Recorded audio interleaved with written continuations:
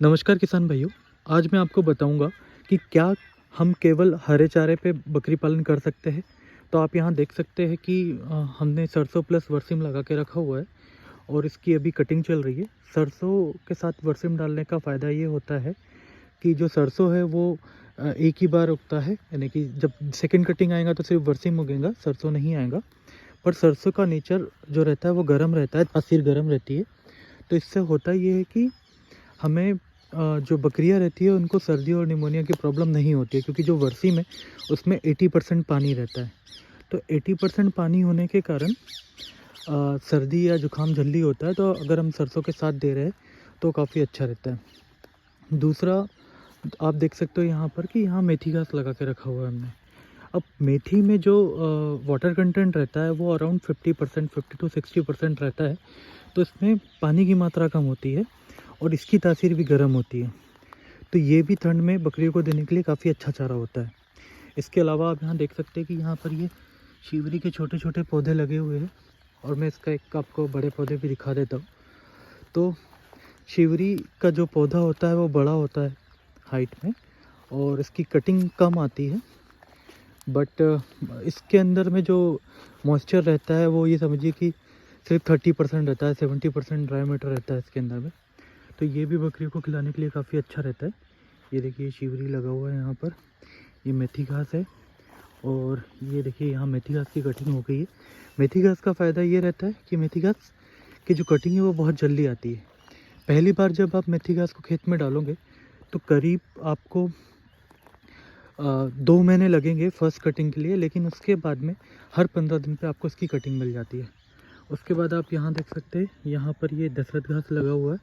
दशरथ घास में भी वाटर कंटेंट जो रहता है काफ़ी कम रहता है, प्रोटीन की मात्रा बहुत ज़्यादा रहती है, इसलिए दशरथ घास भी काफ़ी अच्छा रहता है गोट फार्मिंग के लिए। इसके अलावा हमने यहाँ पर नेपियर, सहतूत, मुंगना या मुंगना को ड्रमस्टिक भी बोलते हैं हम लोग, हदगा, ये सारी चीज़ें भी लगा के रखी हुई है। तो ये जो हमारा प्लॉट है ये करीबन 2.5 एकड़ का है। अब मैं आपको जो मेरे को फर्स्ट क्वेश्चन पे अब आता हूँ मैं कि क्या हम सिर्फ हरे चारे पे बकरी पालन कर सकते हैं। तो जी हाँ, हम कर सकते हैं कि सिर्फ हम हरा चारा खिला के हमारी बकरियों को पाल सकते हैं। बट हम किसी एक चारे पे डिपेंड नहीं हो सकते। हमें बहुत सारे चारे अलग अलग तासीर के, अलग अलग टाइम पे आने वाले, अलग अलग वाटर कंटेंट वाले लगाने रहते हैं, ताकि हम जो गोट्स की न्यूट्रिशन है उनकी भरपाई हम कर पाए, गोट्स को सारे न्यूट्रिएंट मिल पाए और गोट हमारी हेल्दी रहे। तो लोग कहते हैं कि हम लोग अगर सिर्फ हरे चारे पे गोट फार्मिंग करेंगे तो ये होगा कि ठंड के टाइम पे बकरियों को सर्दी ज़्यादा होगी। तो जाहिर सी बात है, क्योंकि हम लोग हरा चारा ही खिला रहे हैं बकरियों को तो सर्दी की प्रॉब्लम आती है।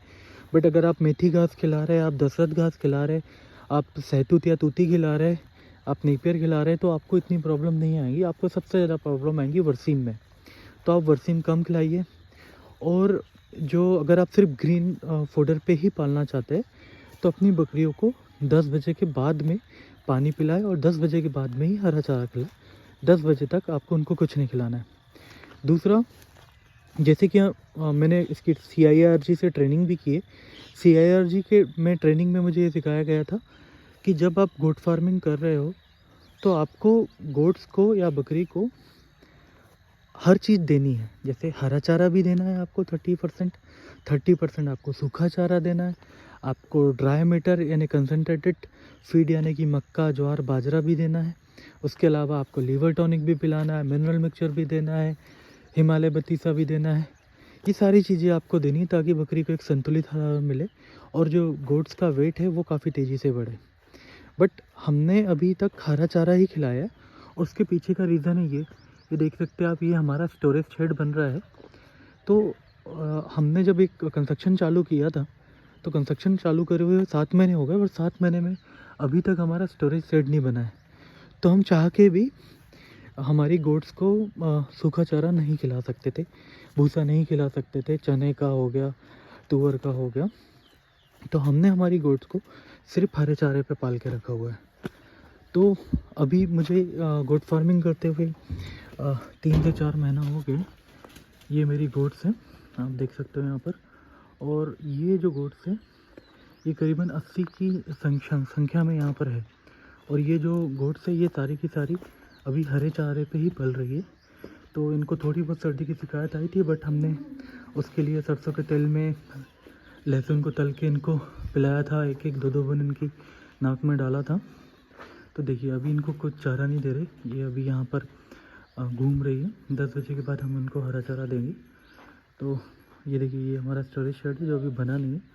तो कुल मिला के बात ये है कि हम हरे चारे पे गोट फार्मिंग कर सकते हैं, बट जैसे कि बरसात का सीज़न आएगा तो बरसात के सीज़न में हमारे पास में हरा चारे की अवेलेबिलिटी रहेंगी, पर हम उसे काट के खिला नहीं पाएंगे।